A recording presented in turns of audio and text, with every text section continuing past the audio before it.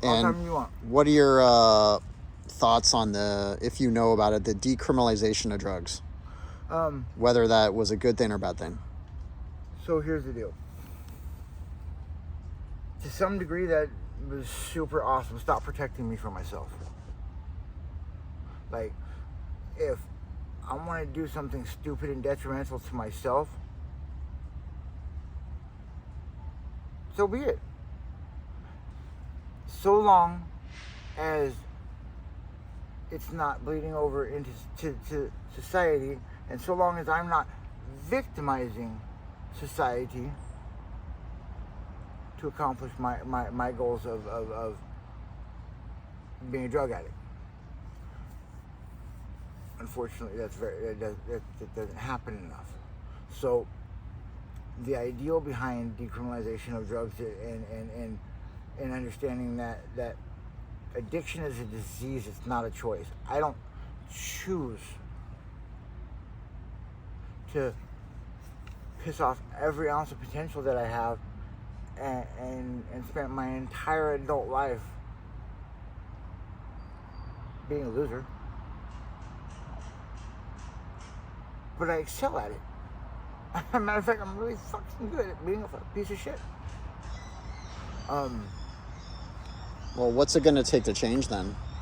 I don't know. See, I've been in treatment. Not once, but twice. I'm a third-generation addict. My grandpa was a functioning alcoholic. My mom's an alcoholic. And I haven't met a drug I don't like. You party for the weekend and I party till I'm homeless. We're not the same. The shitty thing is I can look at this and know that I use this and I'm gonna feel great for a while. I know that I use this. Now this is a very general statement because marijuana, has become very accepted, but this is just drugs and addiction in general. I use this, and most of society now believes that I morally am weak, that I am making the conscious decision to not live up to my potential, to be a loser, to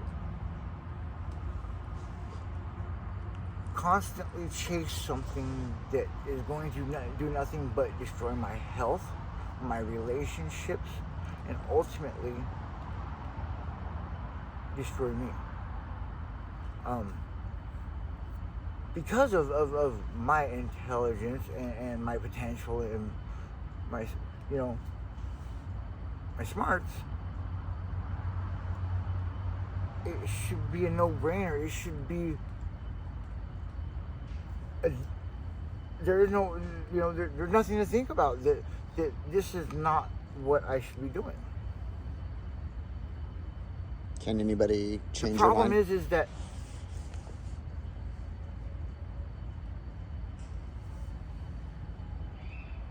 at some point I can do good. I can start to rebuild. I can have a job.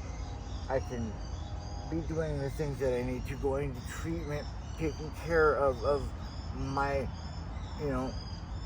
treating my addiction instead of feeding it or ignoring it. The problem is that I don't know how to explain the fact that everything in my life can be going really well. I can, I've just got a promotion at work. I've got the newest pair of shoes that just came out and that I wanted. I've got, the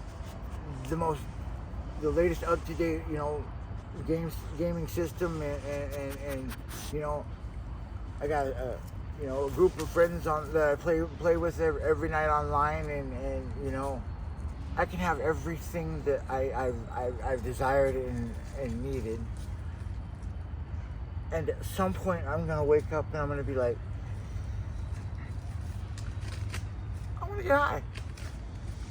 Matter of fact, I have to get high. Because I don't know why, but I have to, because everything isn't enough. I need a little more.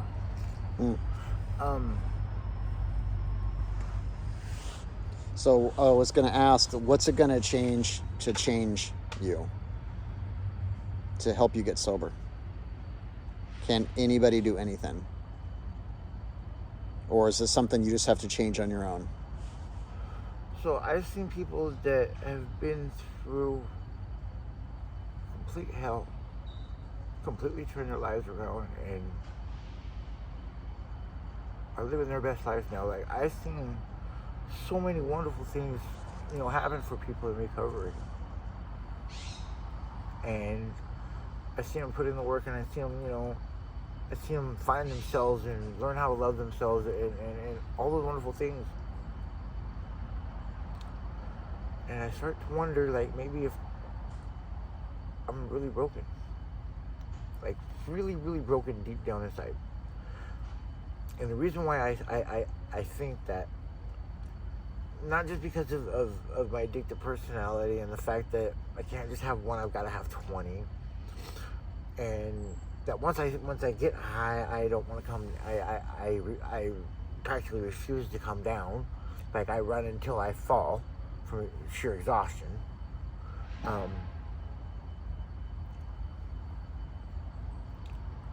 I have a hearing disability. Pretty significant one. Rule of thumb is, if I'm not looking at you, I can't hear you. Born that way. Nobody found out till I was 12 years old. My parents were very, very, very firm believers in spare the rod, spoil the child. So, for 12 years of my life,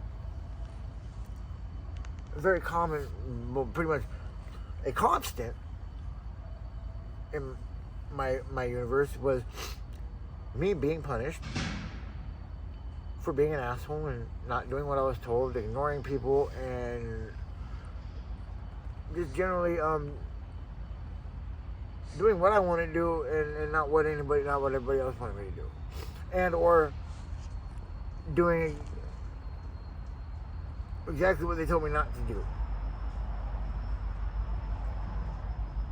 Now, from the world's point of view, I'm an asshole. I've got an attitude. I refuse to do what I'm told. I'm constantly getting into arguments and fights, and like, I'm nothing but friction and obstinance and opposition. Now, let's flip that coin over and look at it from another perspective, in that my first conscious interaction with the world was, I'm getting yelled at and I'm in trouble for something that I had no idea what I'm in trouble for.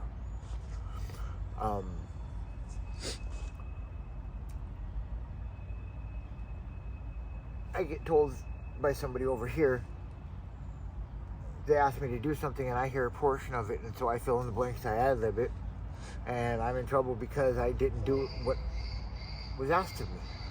Yeah, I did. This is what you asked me to do. No, that's not what I asked you to do. I told you to do this. No, you told me to do this. So my developmental years and foundational years, my whole social development, my whole foundation is got some very, very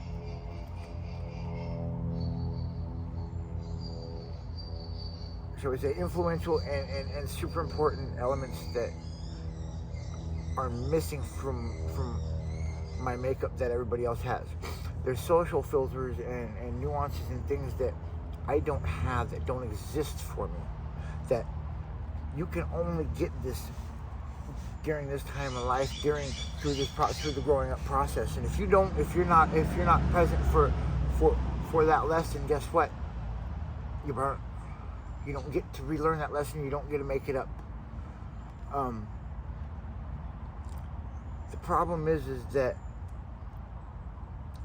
I was given an extremely high IQ. I pick up on things, especially any type of menial or physical task. If you can teach it, I can learn it faster than most people can, become proficient at it a lot quicker than the rest of everybody else. And then turn around and in a very short time teach it better than the person that taught me. So because of those gifts that I was given, I was really good at faking it, at being a chameleon, at pretending to be intact and completely developed. The problem was that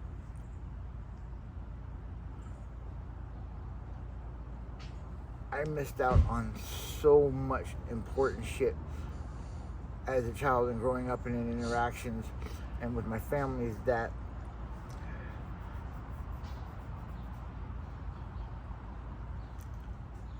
ultimately I don't know how to really like connect with people. I don't know if I've heard this before, but I've been doing this work for many years, and people often ask me, what are the root causes of homelessness? And it's very easy to say addiction, mental illness. Oh yeah.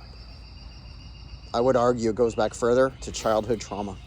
Oh yes, childhood trauma And is probably... what you just described to be definitely sounds like trauma. Mm-hmm. And so, yes, addiction is a disease, but it certainly didn't help the way you were raised. No. The thing is that society and the world, or just, it feels like the general consensus is that if you're aware of it and you're capable of logical, of deductive reasoning and logical troubleshooting and problem solving,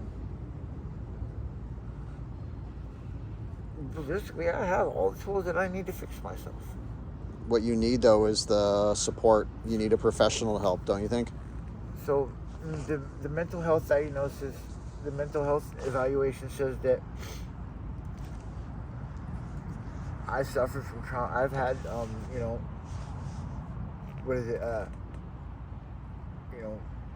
traumatic childhood experiences. I've been to therapy and counseling, and amazingly enough, the last CADC that I talked to said that I could probably benefit from a little bit of counseling, focusing around my childhood trauma, but ultimately she's extremely astounded by how well I've grown and have been able to heal myself just through my outlook on life, and because again of my intelligence, my ability to read things and to see the bigger picture and to figure things out. Like, it's super frustrating to have all of this at my fingertips, but yet every time I try to make, got 'em. So every time I try to make, make a cake, like if this were, a class in baking, and everybody's got, a recipe in front of them on how to bake a cake, and I've got the recipe, I've got everything I need, yet I can't seem to get this cake to come out, no matter what I do, no matter how I try, no matter... It's not that I've given up, it's that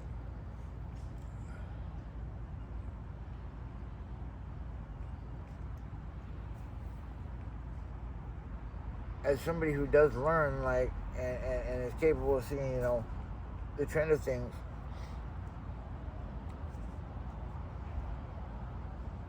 I would feel like it would be insanity for me to continue to try to fix something that I don't know how to fix. I don't know how to fix it because I don't know how it broke. That's where I'm a mechanic. You know, like. That's why you need professionals. Well, my nickname's Handy Andy. If you can break it, I can fix it. But that's why there's professionals, trained professionals that are supposed to be helping you with this, in theory. Yeah, in theory, but they're not the thing is how do you fix something that was broken so, like, you know, like in the medical field, like if you break an arm and if it doesn't get set right, you have to have it re-broke. You know what I mean? Yeah. To get it to heal properly. And where I was broken, once it gets broken and then it's developed, like, it cannot be unwritten and rewritten. I cannot rewrite my limbic system and reestablish the values of my fight or flight response, which, wonderfully enough, was completely tampered with by our wonderful state when I became a ward of the state, and because they didn't want to deal with my emotional bullshit, throw some Zoloft at the guy. First of all, Zoloft really doesn't even, we have found that Zoloft doesn't really have any therapeutic effects or you know, benefits for one's mental health until they're fully developed, until they're grown.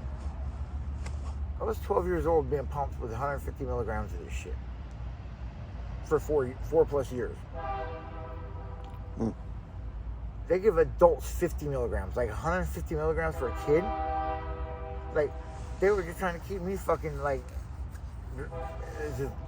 just disconnected, like totally.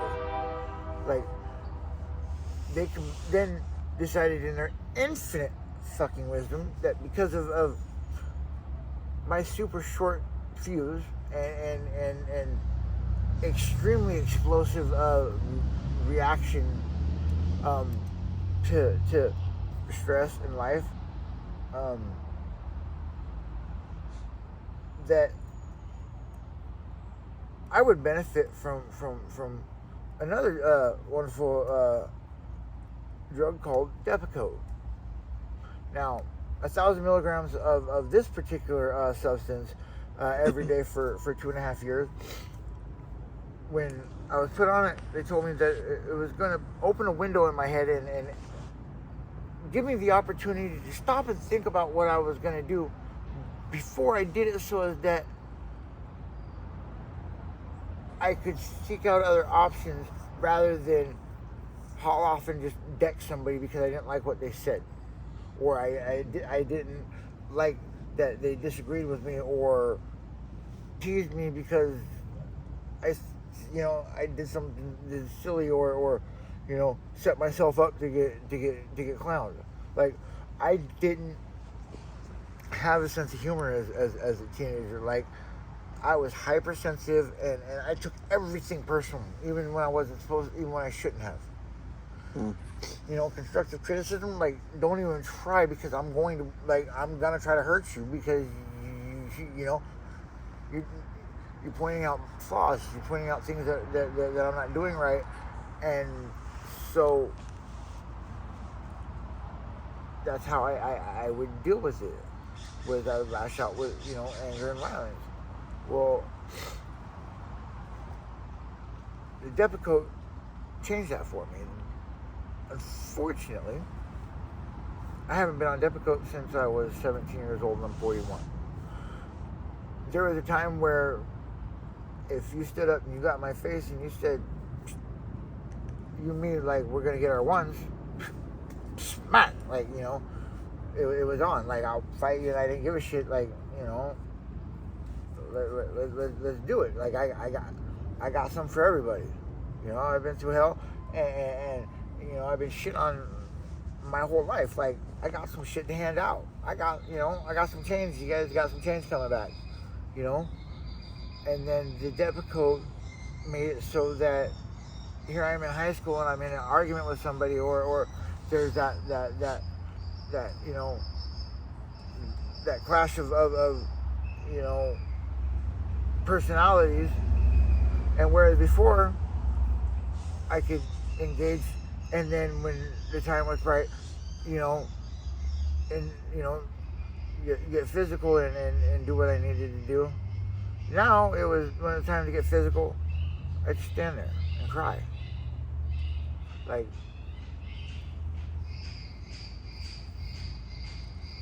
now I can't fight. All I can do is cry. Like, the state literally destroyed my ability to choose to protect myself or to flee during times of you know, altercation. Granted, that's kind of a benefit because I don't have any assault charges in a state that, you know, could get you locked up with a mandatory minimum if you beat somebody up too bad. Measure 11, you know. It's not all bad, but ultimately, how can I protect my family or protect my wife or my children if I can't even protect myself? Like,